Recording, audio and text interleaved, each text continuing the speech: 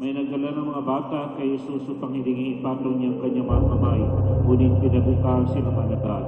Nagaling si Jesus na makita ito at sinabi sa kanila, "Pabayaan niyo lumapit sa akin ang mga bata, huwag niyo silang sabayin, sapagkat sa katuloy naghahari ang Diyos."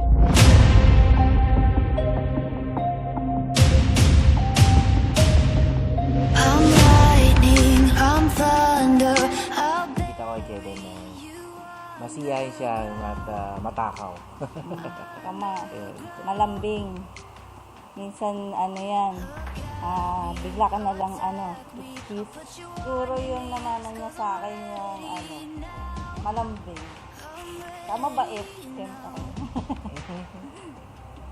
Sa akin siguro, ang namana sa akin ni Kaden is yung pagiging gwapo.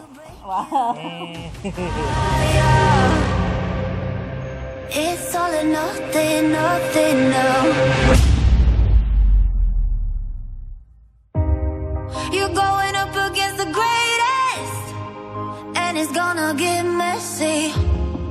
If you wanna... Sa pananampalataya, marangal natin ipahayag igawa ng sakramento ng binyag sa pamamagitan ng Jesucristo kasama ng Espiritu Santo magpasawalang hanggan. Amen.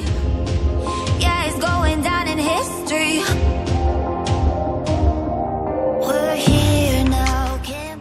Sana lumaking masunurin sa magulang, makikinig sa mami, kasi wala lagi si daddy, and mag-aral na mabuti. Sana maging malusog at hindi maging sakitin si baby. Hindi siya maging weak and maging malakas at matatag si baby. I'm gonna break you down. Wish ko kay Kaden, sana lumaki kang may takot sa Diyos,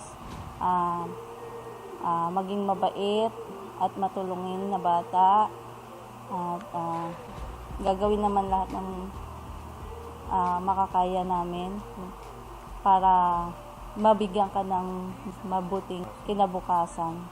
Anak, happy birthday. Stay sweet lang lagi kay mama. Now's the time.